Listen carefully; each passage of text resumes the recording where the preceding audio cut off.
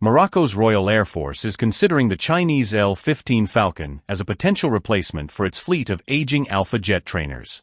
This move is part of Morocco's broader efforts to modernize its military while diversifying its defense partnerships. The Alpha jets, acquired in the late 1970s, have been essential for Morocco's Air Force, serving both in training and light attack roles. However, with their subsonic performance, outdated avionics, and limited capabilities, these aircraft no longer meet the demands of modern warfare.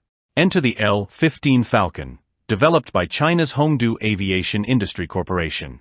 This advanced aircraft offers significant upgrades over the Alpha jet, with a top speed of Mach 1.4, 9 hardpoints capable of carrying up to 3,500 kilograms of armament, and modern features like fly-by-wire controls, a PESA radar, and a glass cockpit. The L-15 Falcon's design is optimized for both training and combat, making it a perfect fit for Morocco's Air Force modernization efforts. In recent years, Morocco has increasingly turned to China for defense systems.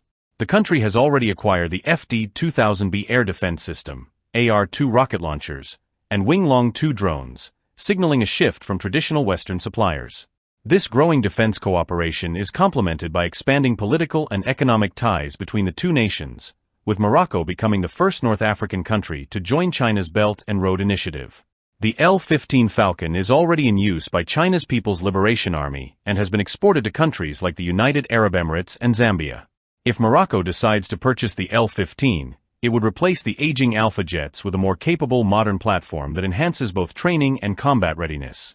This potential acquisition is not just about upgrading aircraft. It reflects Morocco's broader strategy to diversify its defense relationships and strengthen its military capabilities for the future.